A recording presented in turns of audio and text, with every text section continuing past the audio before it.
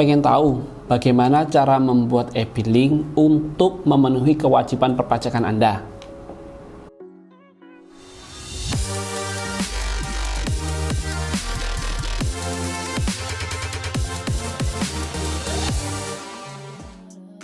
Hai, saya Rio Kristiantoro, supervisor dari The Consulting.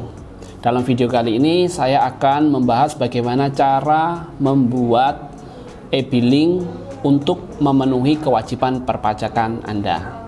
Oke, sebelum kalian selesai nonton videonya, jangan lupa untuk subscribe dan nyalakan lonceng notifikasinya supaya kalian tidak ketinggalan nih update-update video dari The Consulting dan kalian bisa membantu kami dalam mencapai 10.000 subscriber. Bagi Anda yang bingung bagaimana cara membuat e-billing, tentunya kalau dalam hal pembayaran pajak kita memang harus sudah bisa membuat e-billing secara mandiri. Ya. Nah, bagaimana cara pembuatan e-billingnya? Jadi, teman-teman harus masuk ke website. Nah, websitenya sendiri ini adalah di djponline.pajak.go.id ya. Akses ini bisa didapatkan ketika teman-teman atau Bapak Ibu sekalian gitu ya, itu sudah melakukan pendaftaran. Nah, di sini ada pendaftaran itu bisa di sini dan juga bisa menggunakan EVIN. EVIN itu nanti Electronic Verified Identity Number, itu bisa didapatkan ke kantor pajak terdaftar. Nah, jadi teman-teman tinggal masukin aja untuk nomor NPWP dan juga kata sandi yang sudah didaftarkan.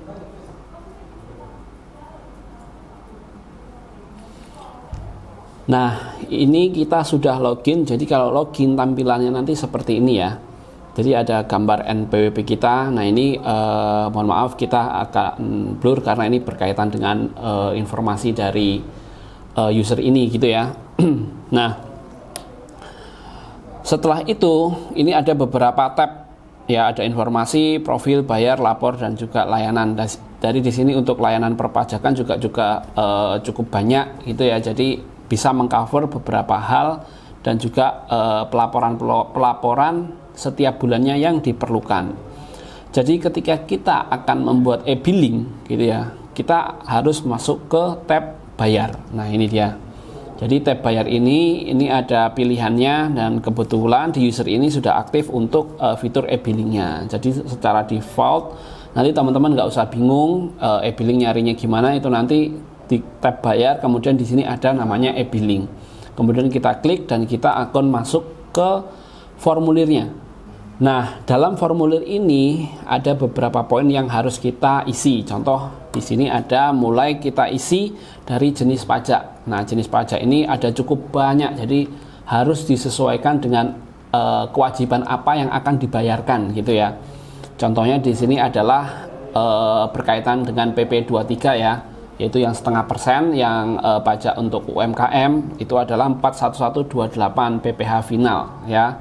Di sini banyak sekali, ada PPh 21, 22, 22 impor, 23 dan lain sebagainya. Ya, ada cukup banyak sampai dengan di halaman selanjutnya ini cukup banyak.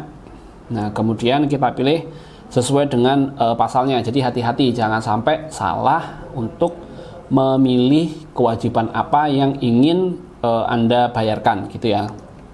Nah, kemudian isi juga dengan jenis setorannya. Nah, jenis setorannya pun juga variatif atau ada banyak sekali ya. 41128 ini cukup banyak pasal yang atau kewajiban yang harus dipenuhi gitu ya. Ini ada beberapa poin. Kita adalah UMKM yang membayar sendiri. Nah, ini 41128/420. Nah, ini 420-nya ya.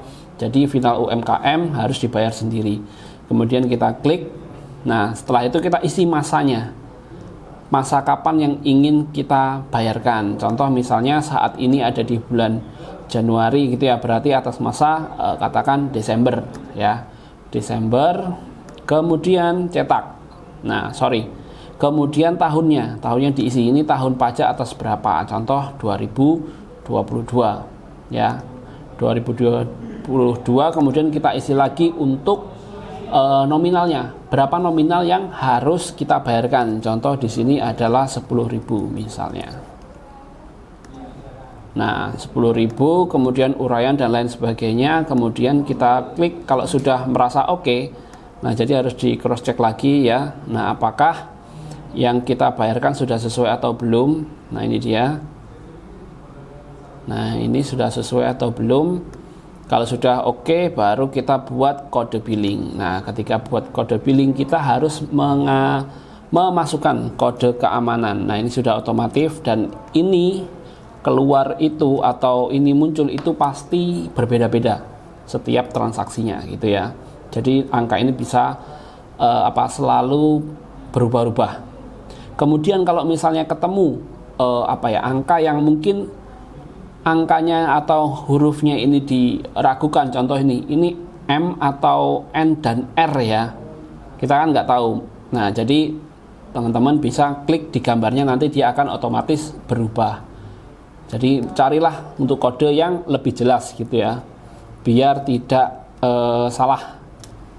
Nah, ini sudah cukup jelas bagi saya. Kemudian kita submit. Oke, setelah submit maka nanti akan keluar ya ringkasan surat setoran elektronik.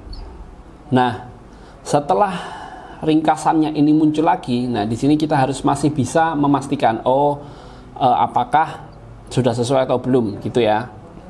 Siapa tahu waktu nginput ada perubahan yang nggak disadari, nah itu nanti hasilnya bisa berbeda gitu ya.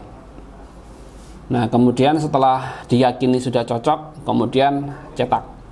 Nah, untuk cetaknya sendiri ini langsung otomatis terdownload ya, otomatis terdownload menjadi file PDF. Nah, untuk masa aktifnya sendiri itu kurang lebih 1 bulan ya, dari tanggal dan juga jam dibuat gitu ya. Jadi ada masa aktifnya 1 bulan. Nah, apabila sudah terlanjur dibuat terus kemudian ternyata nominalnya salah, itu cukup abaikan saja ya. Cukup abaikan saja, tidak perlu dibayar, sehingga untuk ID billing ini nanti itu akan otomatis terhapuskan apabila setelah 1 bulan tidak dilakukan pembayaran. Nah, mungkin itu tadi materi yang bisa saya sampaikan. Semoga bisa bermanfaat dan juga bisa membantu bagi teman-teman, bagi Bapak Ibu sekalian dalam pembuatan e-billing. Sampai jumpa lagi dalam video selanjutnya.